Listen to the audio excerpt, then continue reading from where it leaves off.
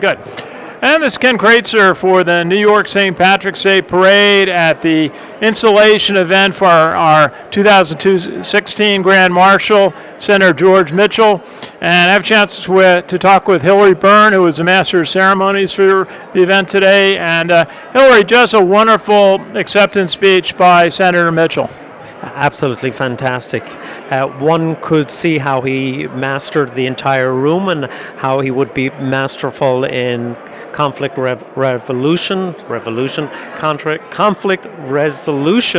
in all parts of the world, in Northern Ireland and in the Middle East.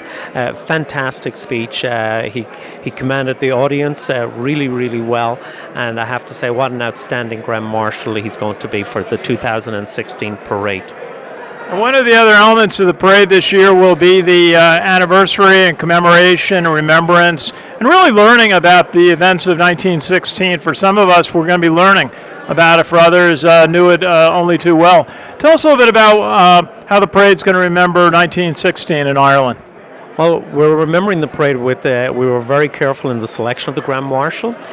He connects the present-day peace in Ireland to 1916, when Ireland rose up against the British and fought a war of revolution and subsequently gained their independence. We also are honouring members who fought in 1916. One of our aides this year is Geraldine Johnson, and her father fought with people like Porrick Pierce and Thomas MacDonagh and James Connolly and all those brave men in the GPO in 1916.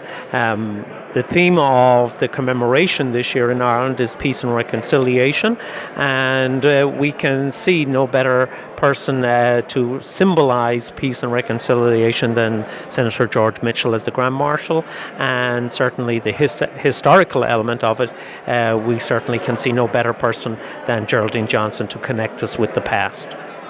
And Hilary Beirne, one of the roles that you have is leading the foundation that is working to build financial support long-term for the parade. How can people support the efforts of the foundation for the New York St. Patrick's Day Parade? Well, one thing they can do is donate directly to the foundation or endow to the foundation. The other thing is we have a fundraising event on March 16th, the night before the parade, here in the New York Athletic Club. We will be honouring the Grand Marshal, and we're going to also honour several leading members of Irish America and their contribution to peace talks and negotiations that occurred in Northern Ireland that led to the current peace agreement there.